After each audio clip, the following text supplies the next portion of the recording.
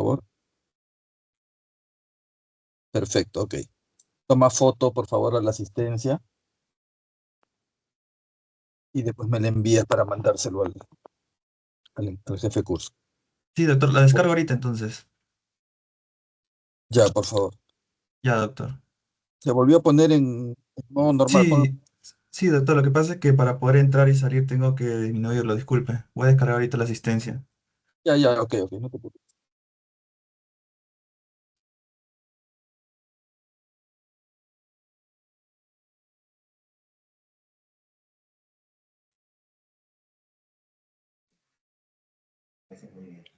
Sí.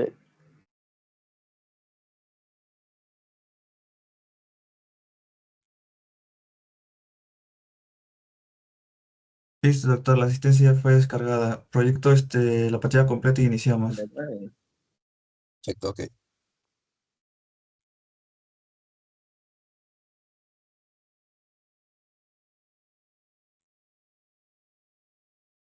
Bien, jóvenes, vamos a empezar con la clase del día de hoy, en la cual vamos a ver un género que se llama la Yersinia.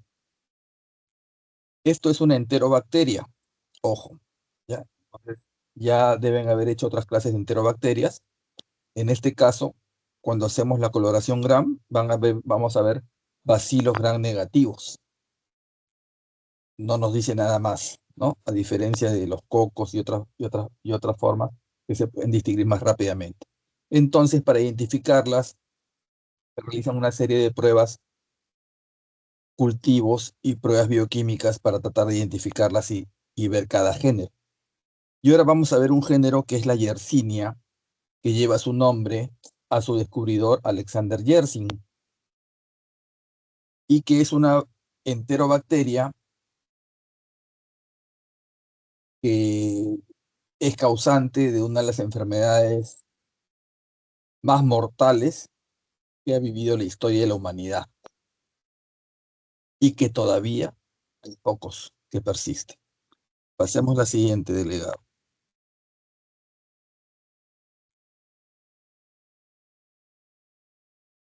Entonces, su descubridor, Alexander Yersin, y tenemos tres especies predominantes. La Yersinia pestis, la de mucha mayor mortalidad y de la que hemos estado hablando, causante de la plaga o peste negra o peste bubónica. Y las otras dos Yersinias, pseudotuberculosa y enterocolítica, que nos vamos a referir al final brevemente porque son enterobacterias que fundamentalmente producen gastroenteritis, diarrea, ya como otras enterobacterias, diarrea, gastroenteritis. Pero Yersinia pestis sí merece, digamos, demorarnos más, no solo por el factor historia, sino porque todavía tenemos peste en nuestro país. Siguiente, por favor. Cuando nos referimos a yersiniosis o yersinia, tenemos que decir que son zoonosis. Son zoonosis, o sea, afectan animales, en la cual el hombre es un huésped accidental. Entonces, Yersinia pestis, fundamentalmente la rata negra del oriente, Yersinia enterocolítica, cerdos, y Yersinia pseudotuberculosa, otras aves y mamíferos. Siguiente. La Yersinia pestis es causante de la peste bubónica, también llamada peste negra o plaga. La Yersinia enterocolítica, diarrea, como les dije, gastroenteritis y obviamente si está mal controlada, cuadros de sepsis de punto de partida intestinal. Y la pseudotuberculosa también da gastroenteritis y un cuadro que es interesante, que es la adenitis mesentérica, o sea, el crecimiento de los ganglios a nivel abdominal, a nivel del mesenterio, y que puede simular una apendicitis. Ojo con eso. Siguiente. Estas Yersinias se pueden diferenciar en laboratorio, como ya les dije, a la coloración gram, bacilo gram negativo. Entonces, en laboratorio, que ojalá esta semana sí podamos empezar, se va a hacer una diferenciación de estos bacilos gram negativos con pruebas bioquímicas. Una prueba, por ejemplo, tienen la prueba de indol, en la cual la Yersinia enterocolítica es positiva. O la prueba de ureasa, que es una enzima que degrada la urea, en la cual la Yersinia pseudotuberculosis es positivo. Y la pestis es negativo en ambas. Una forma de diferenciar entre cada una de estas especies de Yersinia. Siguiente. Este es un ejemplo de una prueba de indol positivo, se echa unos reactivos que vamos a aprender, y donde vemos que es positivo cuando cambia color rojo. Entonces, indol positivo, Yersinia enterocolítica, por ejemplo. Siguiente. O ureasa positivo, Yersinia pseudotuberculosis. Siguiente.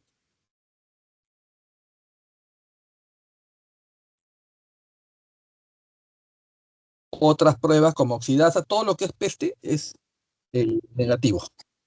Yersinia pestis es negativo indol, negativo ureasa, negativo a oxidasa. Aquí Yersinia pestis como un ejemplo. Diferentes pruebas, no tienen que ustedes que memorizarse esas pruebas, pero para diferenciar enterobacterias hay que conocer por lo menos las más elementales. Siguiente.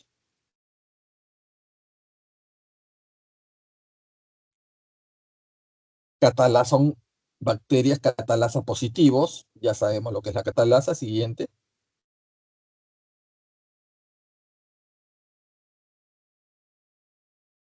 Y en medios de cultivo, que también lo vamos a ver en la práctica, no me voy a tener mucho acá, pero para tener una idea, cuando se siembran fundamentalmente en medios de cultivo como el McConkey o el TSI, cuando la enterobacteria fermenta lactosa, son unas colonias blancas. Cuando no fermenta lactosa, son unas colonias rosadas. Y en el agar SI, que significa 3 azúcares hierro, también, si ustedes ven abajito en la lámina, cuando ven de color amarillo, quiere decir que ha fermentado todos los azúcares. Y cuando lo ven de color rojo, que no ha fermentado nada. Entonces ya tienen un cuadrito a la mano izquierda para diferenciar, por ejemplo, aquí entre enterocolítica y pseudotuberculosa. Eso lo vamos a aprender más en la práctica, no pretendo marearlos acá porque vamos a hacer, ojalá se pueda hacer diferenciación de enterobacterias, como en estos medios de cultivo. Siguiente. Bien, vamos a referirnos ahora a la peste. Peste o plaga. Bacteria que ha causado, digamos, causante de una altísima mortalidad. Los pintores han hecho obras en base, graficándola como la muerte en un caballo. Hay libros sobre la peste, novelas famosas, en fin. Pasemos a la siguiente.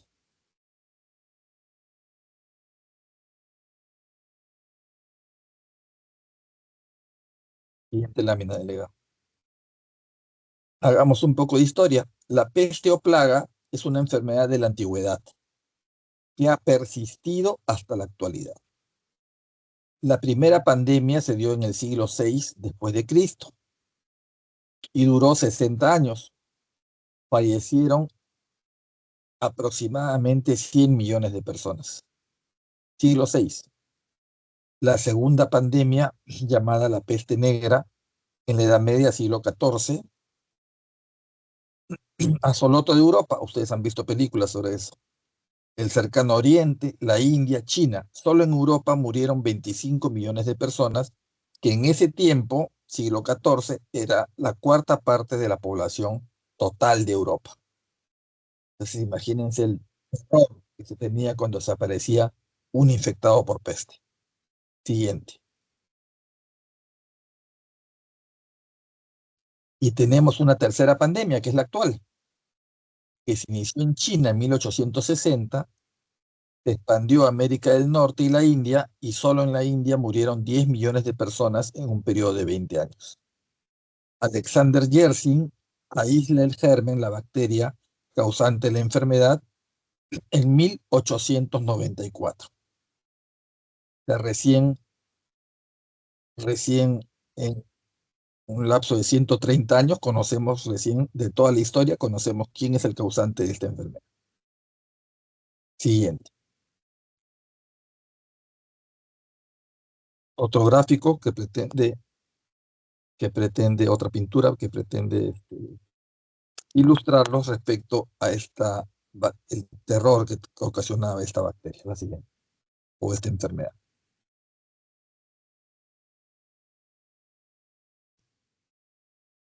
Bien, ¿qué es la Yersinia? Es un bacilo gram negativo, como les dije al inicio. Es inmóvil, no tiene flagelos a diferencia de las otras dos especies. Es intracelular. No, en la tinción Gram es un bacilo gram negativo, pero hay una tinción especial para distinguirla, que es la tinción de Wison, en la cual se le ve se llama tinción bipolar, se ve los polos teñidos y el centro, digamos, como blanco. Ahí vamos a ver algunas fotos. Tiene aspecto de ganchos, con los polos teñidos de azul, y el resto toma un color celeste a rojizo. Ganchos, esos ganchos antiguos que se usaban cuando usted ya no lo han vivido ya, pues no, cuando se usaban pañales de tela, se enganchaban con unos ganchos especiales. Y ahora ya no, ustedes son época del descartable. Son bacterias anaerobias facultativas, catalasa positivo, oxidasa negativo y no fermenta la lactosa. Siguiente.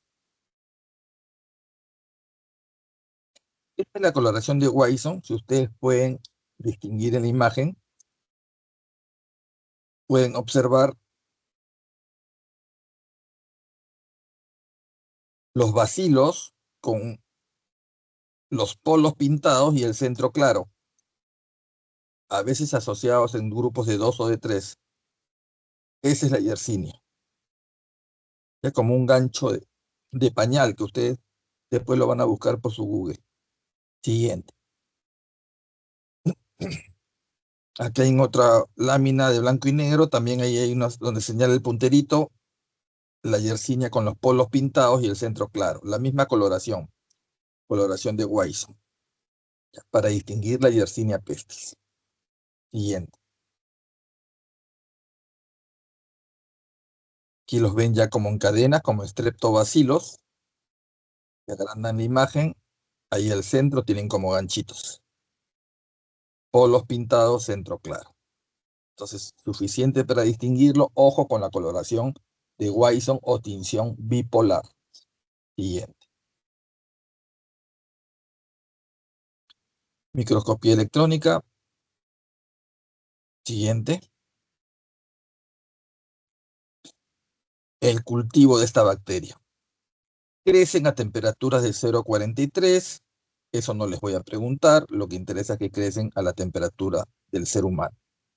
Crecen en medios de cultivo comunes, colonias pequeñas que no fermentan la lactosa, o sea, son colonias rosadas en el maconqui o en el agar de desoxicolato.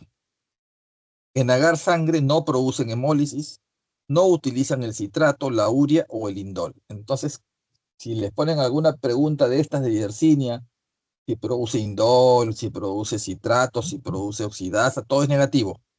Lo único que produce positivo la Yersinia es catalasa. Acuérdense de eso. Todo lo demás marcan, no fermenta lactosa, marca, no es.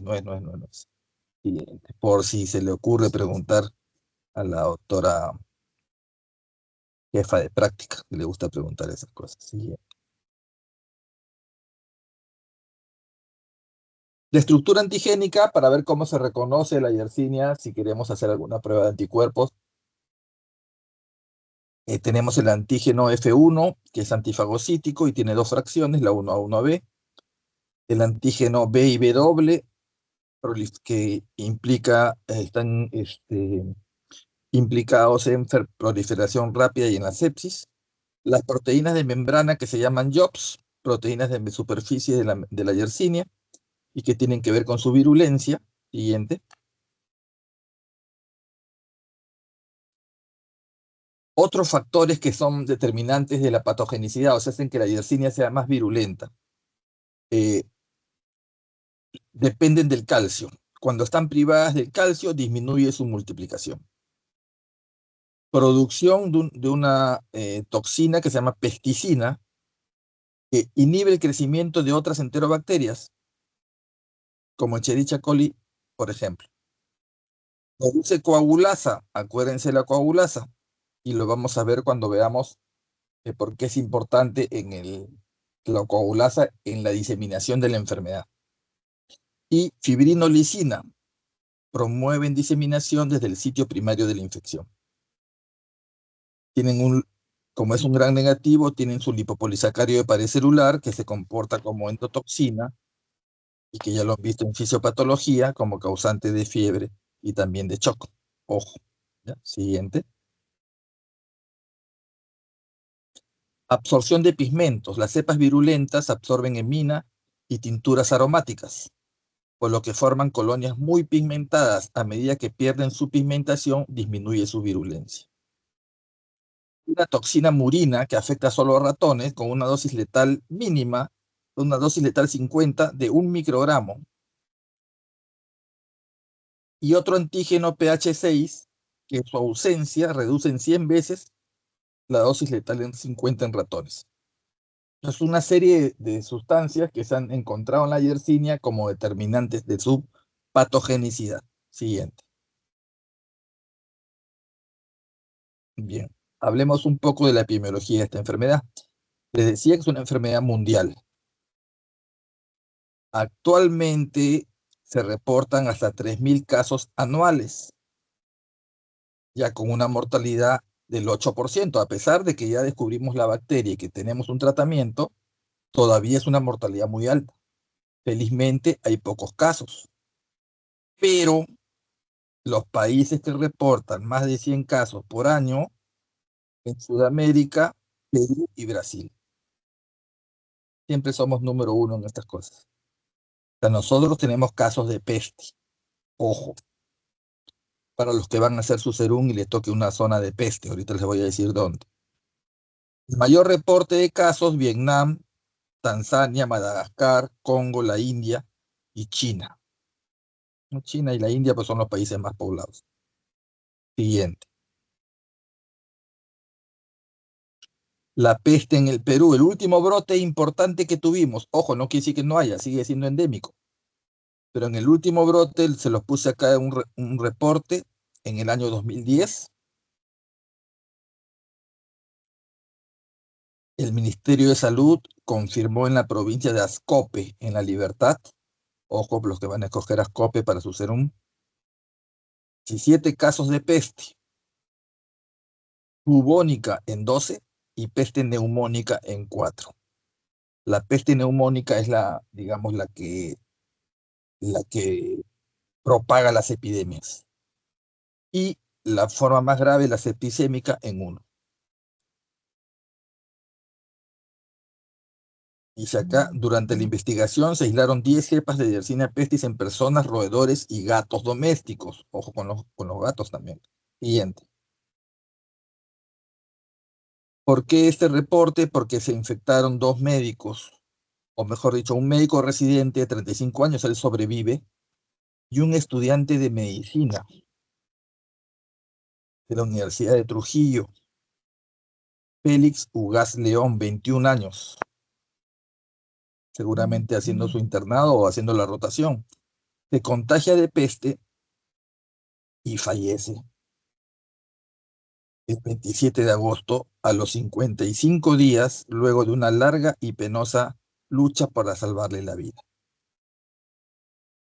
Entonces, ojo, nosotros como personal de salud tenemos que estar conscientes que estamos expuestos a estas enfermedades y que en el siglo XXI todavía tenemos muerte por peste. En este caso, un estudiante de medicina que falleció en el año 2010. Y estas son las regiones, está Brasil a la izquierda, Perú a la derecha, La Libertad, Cajamarca, Piura y Lambayeque. en el norte. Entonces lo que van a hacer Serún, ahí todavía tenemos peste, zonas endémicas de peste. Ojo, como les dije, es una zoonosis, o sea, afecta a los animales, pero en cualquier momento puede desencadenarse un brote en seres humanos. O sea, hay que estar pendientes de eso. Siguiente. Bien, ¿cómo se perpetúa la peste? Hay 3 ciclos. Aquí voy a ir un poco más despacio para que lo comprendan rápidamente. Tenemos los focos naturales entre roedores con transmisión por pulgas. Esa es la peste selvática o salvaje. Roedores con transmisión por pulgas, llámense ardillas, marmotas, ratones de la pradera, roedores salvajes. Entonces es muy peligroso. Ya no se ve felizmente, pero antes en el mercado central compraban ustedes su ardillita, ay, qué bonita la ardillita, y se lo llevaban en su jaulita y lo criaban en casa. Ojo con eso, porque esos animales pueden ser portadores de la Yersinia pestis. La otra es la peste en ratas urbanas.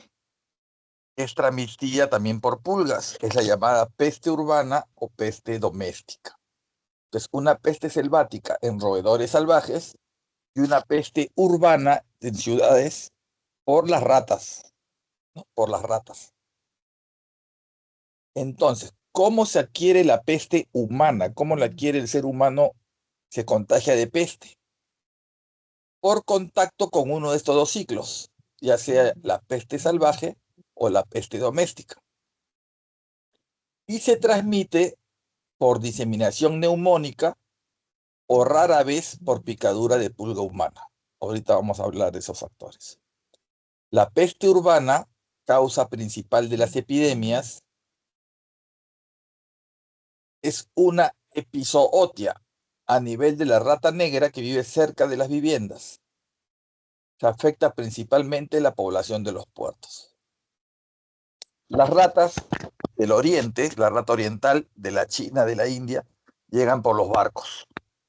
Los primeros focos de infección son puertos. Siguiente. Cualquier pregunta, por favor, avisan para aclarar si es que no está claro, ¿ya? Entonces, ven acá en un rectángulo grande en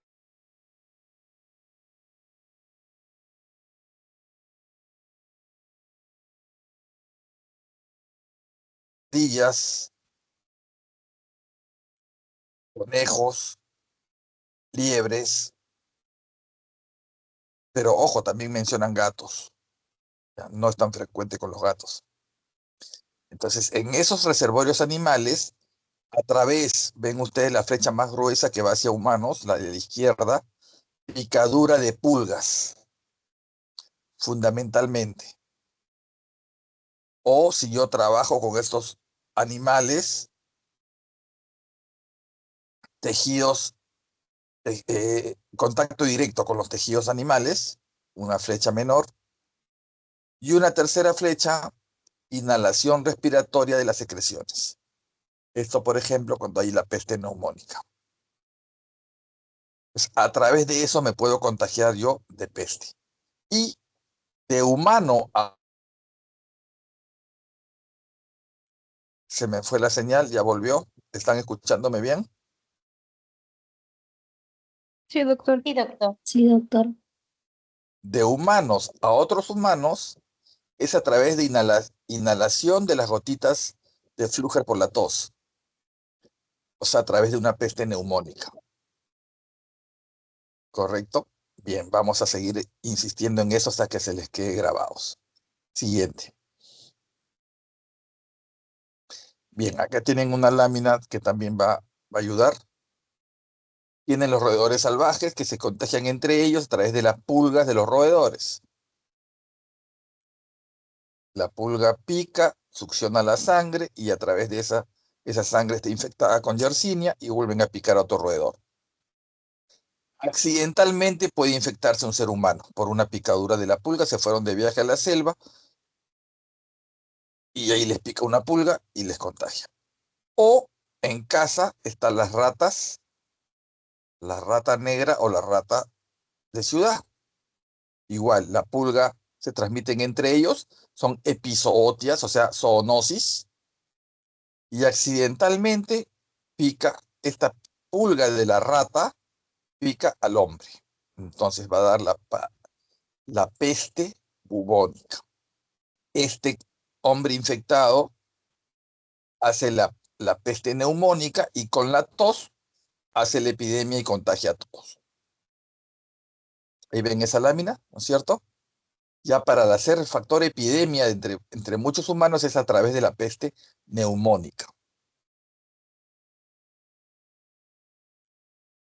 Y ahí se hace el brote epidémico y así se moría la gente en la Edad Media y hasta ahora. Siguiente. Entonces, vamos a incidir ahora en los factores relacionados con las pulgas. Las pulgas de los roedores salvajes son ineficientes en la transmisión al ser humano, felizmente, con excepción de una pulga, que es la pulga de la rata oriental, que se llama Xenopsila keopis, en honor a al faraón Keops. Xenopsila keopis, esa pues se pregunta de examen, aunque de repente le pregunto en la clase de artrópodos. La pulga de la rata oriental, Xenopsila keopis, esa es la que contagia. Los hábitos alimentarios restringidos de las pulgas limitan su amenaza para el hombre. El ser humano se va a infectar ante la muerte de roedores salvajes por una epizootia que deja, vean ese concepto, a las pulgas hambrientas en busca de un nuevo huésped. Entonces, se los repito y se los aclaro. Primero, hay una epidemia a nivel de las ratas que se llama epizootia. Entonces empiezan a morir las ratas. Y las pulgas de la rata no tienen a quién picar. Ese es el concepto de pulgas hambrientas. Y se ponen a picar a todo a lo que está a su paso. Perros, gatos, seres humanos. Te pica la pulga de la rata que estaba infectada con la Yersinia y te da la peste bubónica. Ahí lo tienen más claro. Felizmente las pulgas de gatos y perros son malos vectores, pero también se han relacionado con casos individuales de peste. ¿Ya? Si no, imagínense, todos tenemos una mascotita en la casa y están las pulguitas ahí y la peste estaría pero arrasando con todos, ¿no? Felizmente las pulgas de gatos y perros son muy malos vectores. El problema es la pulga de la rata. Pero ojo, no impide que puedan contagiar. Siguiente. Esta es la pulga, la Xenopsila keopis. Ha succionado la sangre. La sangre tiene la Yersinia. ¿Y qué les dije que producía la Yersinia? Coagulasa. ¿Se acuerdan? Produce coagulasa. Entonces, esta sangre en que se llama proventrículo de la pulga, se coagula. Como que obstruye su conducto de la pulga. Entonces se convierte también en una pulga hambrienta, porque no puede succionar más, está como atorada. Hasta la siguiente para explicarlo ahí.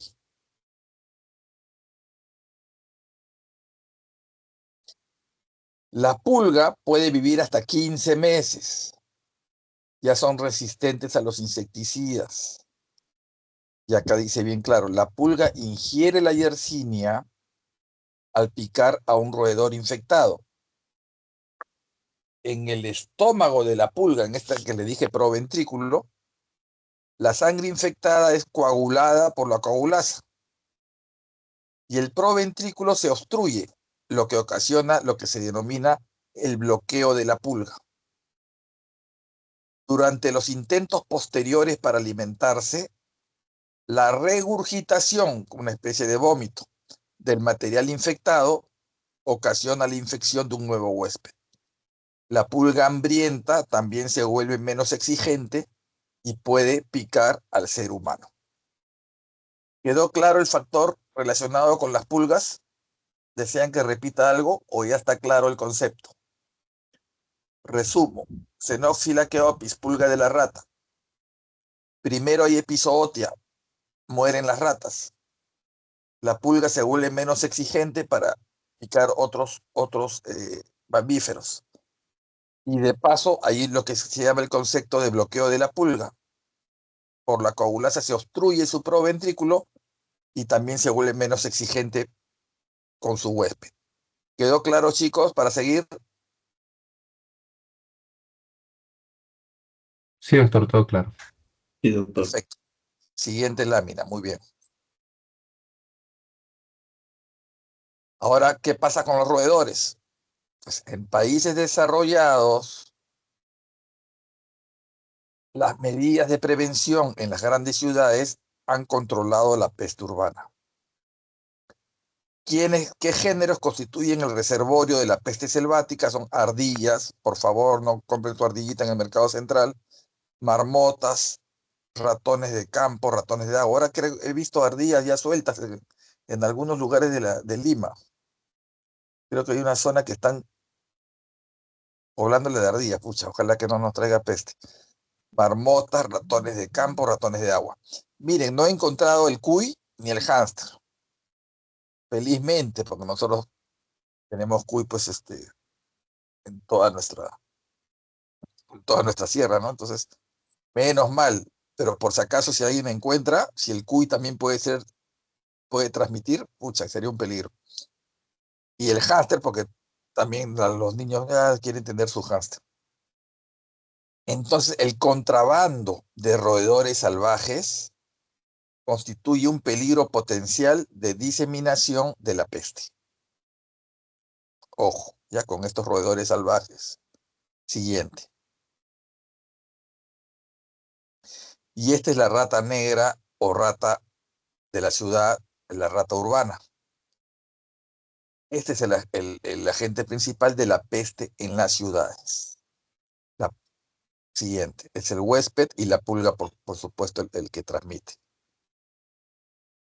Los que van a ser epidemiólogos van a tener que ir al río Rímac a hacer su censo de ratas. Y las estudian para ver si están contagiadas con Yersinia. Entonces yo voy al río Rímac, veo por metro cuadrado, no sé, serán pues, no muchas, espero, vamos a ver, por 100 metros cuadrados harán 50 ratas. Pero si de repente voy a hacer mi censo y no encuentro ninguna, quiere decir que se están muriendo. Entonces puede ser un factor de que se va a iniciar un brote de peste. Ojo con eso. Siguiente. Ya ninguno va a ser epidemiólogo, ¿ya? ¿Cómo se presenta la plaga? Tenemos la peste bubónica, es el nombre conocido, que el bubón es un ganglio que crece, digamos, si me pica en el pie, va a crecer mi ganglio inguinal. Si me pica en el brazo, va a crecer mi ganglio axilar. Ese es el bubón. Es un ganglio inflamado, una linfadenopatía. Si lo acompaño de fiebre y dolor, ya tengo una peste bubónica. La peste bubónica es el único cuadro que se da cuando te pica la pulga. Luego tenemos peste septicémica, ya es la forma grave, ¿no? La peste neumónica, cuando te afecta pulmón, haces una neumonía y empiezas a diseminar la infección a otros seres humanos. Entonces, la peste neumónica es la causante de las epidemias entre seres humanos. Hay otras formas como la cutánea y la meningitis, que también más está relacionada con la septicémica. Siguiente. Vamos a ver algunas fotos, a ver qué vemos. A ver, la infección en el ser humano, como les dije, es un accidente, pero la tasa de mortalidad es alta, todavía entre 5 a 15%. La peste bubónica es la única forma de la enfermedad que ocurre en los seres humanos después de la infección a partir de un foco salvaje. El bubón representa el ganglio linfático regional infectado del área donde se produjo la picadura de la pulga. Entonces, ganglios inguinales, puede ser axilar, puede ser cervical, son los más comprometidos. Donde te picó la pulga. Siguiente. Acá en este gráfico, bueno, refleja básicamente los órganos donde ataca la peste. Siguiente, a ver si hay otro más esclarecedor. Ya, el periodo de incubación, ojo, esto es importante, porque como la peste tenemos en el país, hay normas técnicas del MINSA. Entonces, esto sí le van a tomar en el ENAM. Como ya no les van a tomar mucha clínica ni nada, sino que el ministerio quiere los programas, entonces tienen que saber, periodo de incubación, 2 a 6 días.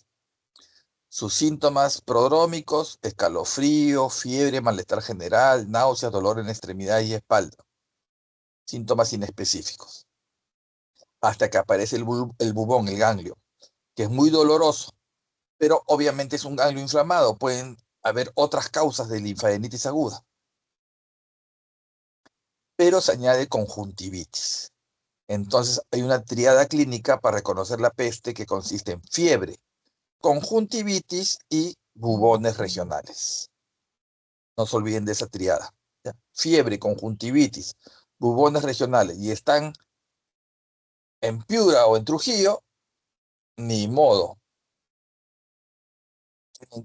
Pucha, ¿qué tienen que hacer? Huir, porque se van a infectar. Siguiente. Ahorita les digo lo que tienen que hacer.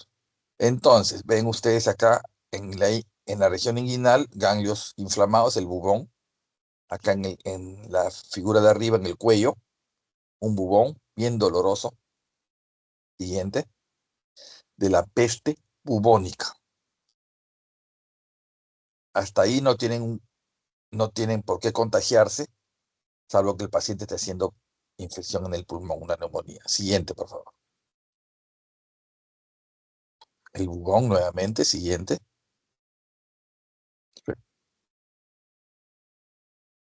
Aquí otro bubón en la región inguinal.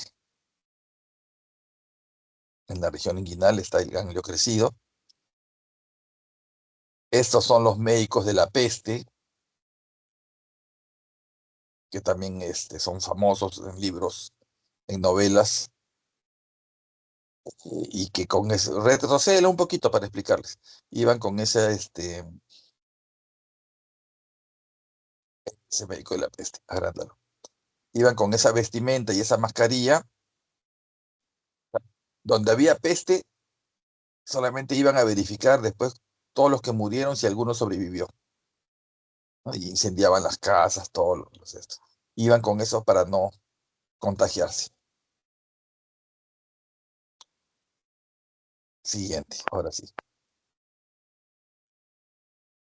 La peste neumónica es la causa inmediata de la muerte.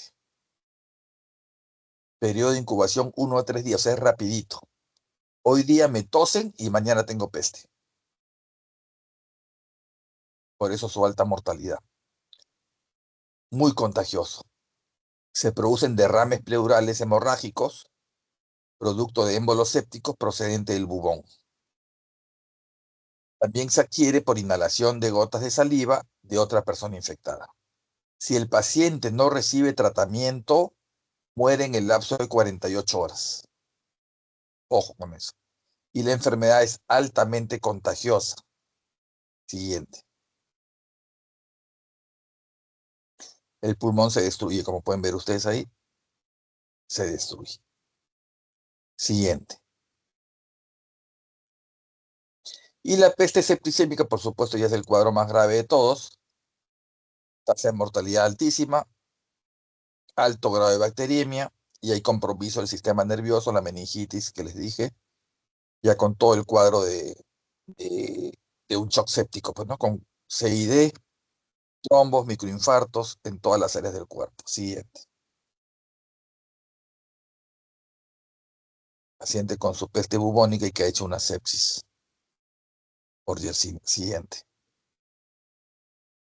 Las necrosis distales de un shock séptico. Si el paciente logra salvarse, hay que amputar toda esa zona o retirar, ¿no? Siguiente.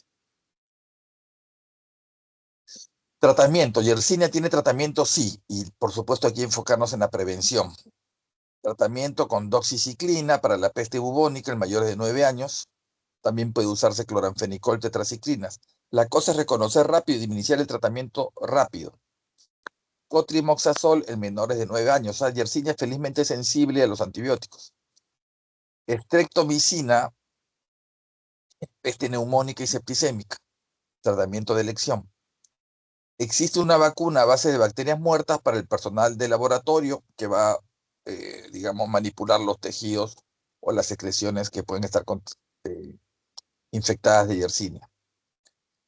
Es de cuarentena forzosa, o sea, paciente diagnosticado no puede salir de su casa y hay que reportarlo de manera obligatoria y rápida. No esperar una semana para hacer el reporte, de inmediato el reporte para poder, digamos, aislarlas a la población.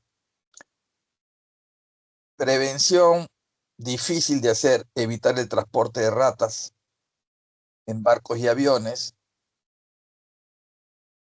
pero más influye el contrabando de roedores salvajes. El control de la peste urbana se basa en la eliminación de las pulgas y ratas y el tratamiento de los casos reportados y la aplicación de las normas de higiene. Siguiente.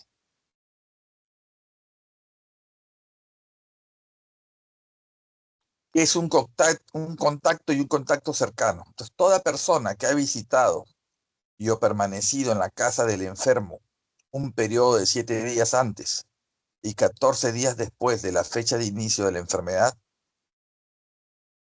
el primer y último caso de esa vivienda, o toda persona que asistió al velatorio de un fallecido por peste, ha atendido el caso y el personal de salud ingresa a una localidad con casos actuales. Es un contacto cercano, es estar a menos de 2 metros de distancia de un paciente con peste neumónica. Ojo con eso, paciente tiene peste neumónica, alejaos, porque se pueden contagiar. Siguiente. Y esa es la pregunta que vino en el ENAM. No me acuerdo el año, no le he puesto el año.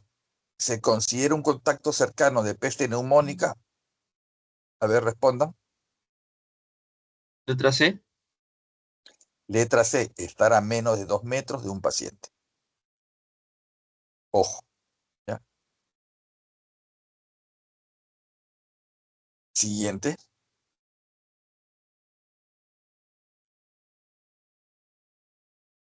Unas breves palabras nomás ya para terminar. Yersinia pseudotuberculosis y enterocolítica, como les dije. Gastroenteritis. También son zoonosis, unos con el cerdo y otros con otros animales. Tienen sus serotipos, no les voy a preguntar el número. En pseudotuberculosis y enterocolitis tienen sus serotipos, con su antígeno O, antígeno H, como en la salmonela, ¿no? Como otras enterobacterias.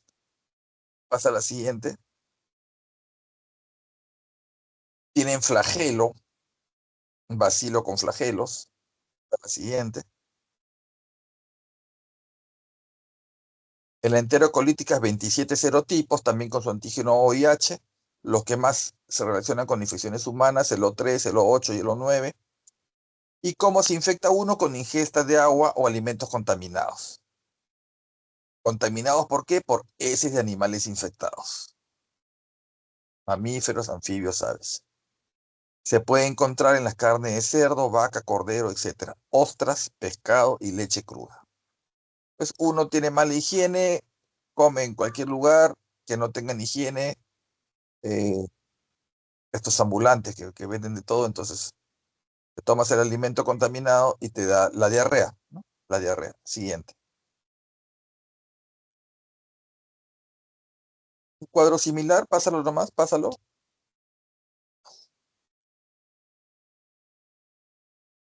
El cuadro clínico es diarrea acuosa o disentérica en algunos casos y va acompañado de dolor abdominal, fiebre. Y en el caso de la Yersinia pseudotuberculosis, crecimiento de los ganglios del mesenterio, la adenitis mesentérica, que puede simular una apendicitis. Ojo, entonces llega el paciente con adenitis mesentérica y justo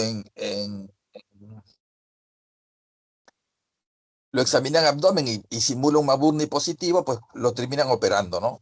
Igual sacan el apéndice, así esté normal, lo sacan y ven el ganglio grande, bueno, ya ese es el diagnóstico.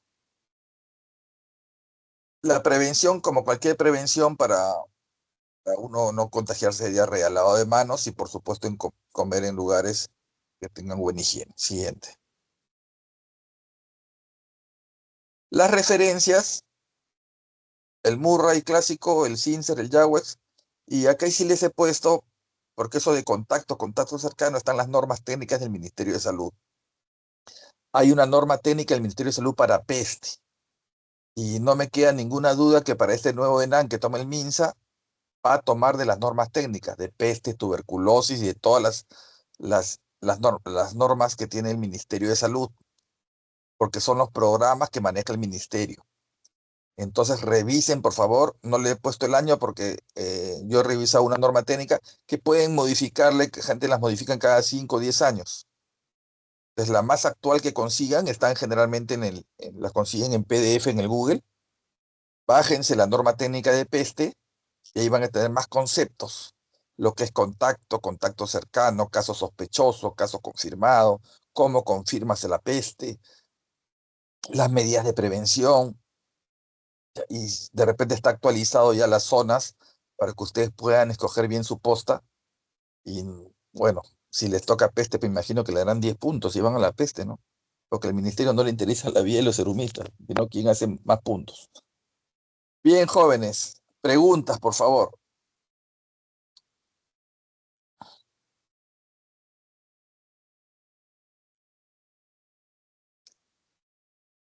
Delegado, vuelves a tomar foto de la asistencia.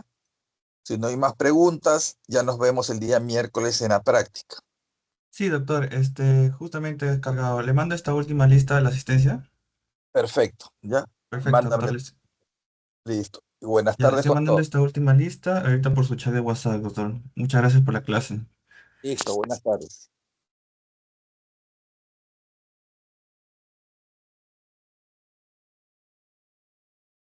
Chicos, ya se pueden retirar, ya descarga la asistencia.